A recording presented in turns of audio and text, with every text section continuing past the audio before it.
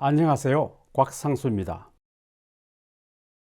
최근 기후위기, 코로나19 팬데믹, 우크라이나 사태가 겹치면서 곡물 가격이 폭등하고 곡물 생산국이 수출을 금지하거나 통제하고 있어 돈만 있으면 식량을 조달할 수 있다라는 우리의 안일한 믿음에 큰 경종을 울리고 있습니다. 우리나라의 2020년 곡물 자급률은 20.2%로 국가 식량 안보를 크게 위협하는 수준입니다.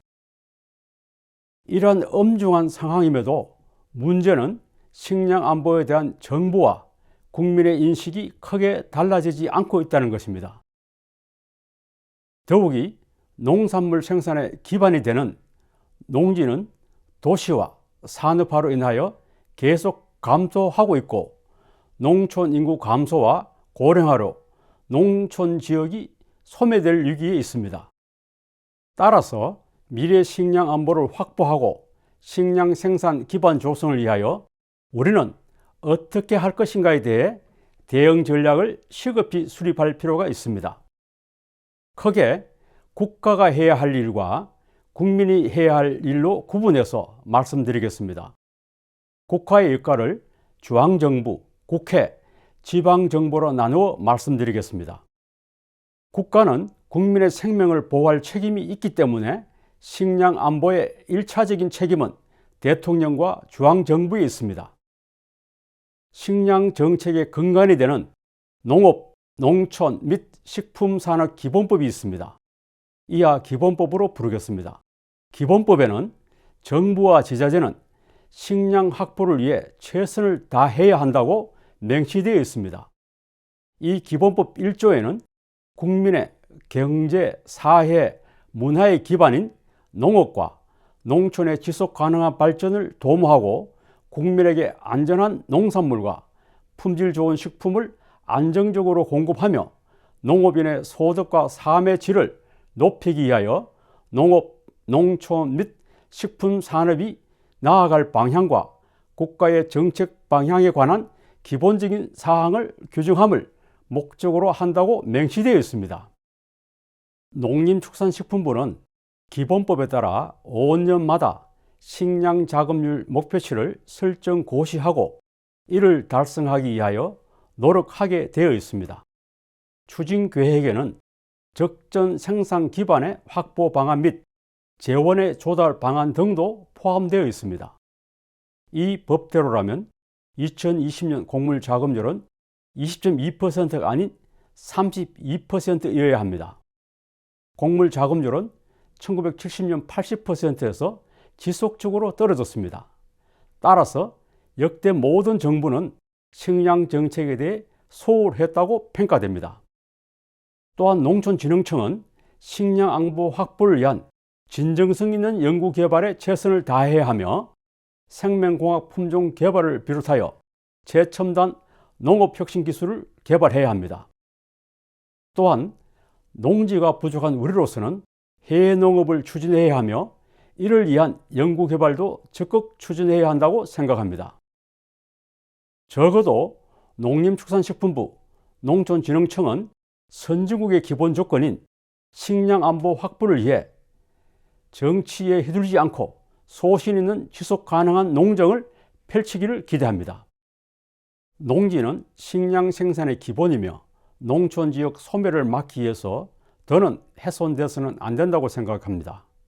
따라서 농지는 식량 안보 차원에서 중앙정부와 지방정부가 함께 관리해야 합니다. 식량 안보 차원에서 식량 생산 기지를 확보하기 위해 시작한 새만금 간척지 역시 당초 목적대로 식량 기지로 활용되도록 노력해야 합니다. 나아가 국내 대흉작, 세계 곡창지대 흉작 및 수출 규제 등 비상시 식량 안보 위기 대응 시스템도 갖춰야 할 것입니다. 한국농촌경제연구원은 2014년 국제곡물 조기경보 시스템 구축 보고서에서 식량 비상시 경보 단계별 위기 대응 매뉴얼을 제시했지만 정부는 아직 법제화된 매뉴얼을 마련하지 않고 있습니다. 지금처럼 유명무실한 식량 수급에 관한 법이 아니라 실효성 있는 국민의 공감대를 조성하여 예산이 뒷받침되는 법 제화가 필요합니다. 다음은 국회의 역할에 대해 강조하고 싶습니다. 국회는 정부의 식량 안보 정책에 대해 지원하고 감시하는 본연의 역할에 최선을 다해야 하며 예산 지원을 뒷받침할 수 있는 법을 만들거나 보완해야 합니다. 현행의 농업 관련 소관위원회인 농림축산식품수산해양위원회가 19명의 국회의원으로 설치되어 있습니다. 농림수산식품부의 1년 예산은 정부 전체 예산의 약 3%인 18조 원으로 어떤 상황에서도 식량 안보를 확보하기 위해서는 예산의 대폭 증액이 수반되어야 합니다. 지금의 2배 정도의 예산이 확보돼야 농가 붕괴도 막고 식량 안보를 구축할 것이라 생각됩니다. 식량 안보를 위한 정책에 대한 1차적인 책임은 중앙정부에 있지만 실제 농지를 가지고 식량 생산을 담당하는 것은 지방정부의 역할이 중요합니다. 기본법 4조에서 국가와 지방자치단체는 농업과 농촌의 지속 가능한 발전과 공익적 균형을 정진하고 안전한 농산물과 품질 좋은 식품을 안정적으로 공급하며 농업 인력 육성, 농업인과 농촌 주민의 소득 안정, 삶의 질을 향상시키기 위하여 종합적인 정책을 세우고 시행하여야 한다고 명시되어 있습니다.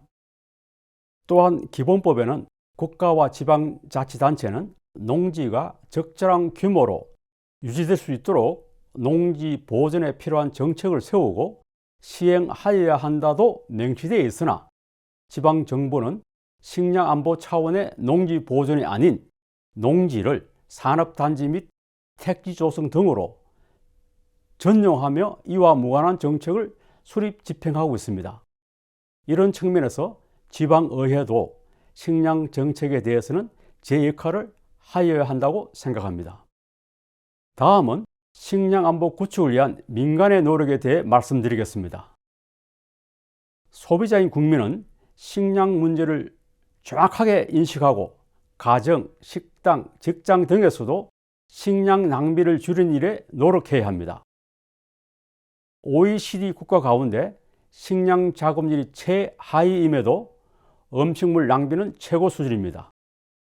우리나라에서 한 해 버려지는 음식은 약 20조 원에 달하며 우리나라 1인당 음식물 낭비는 중국의 10배 정도입니다. 식량 사정이 우리보다 훨씬 좋은 일본은 음식물 낭비가 없을 정도로 자원을 절약하고 있습니다.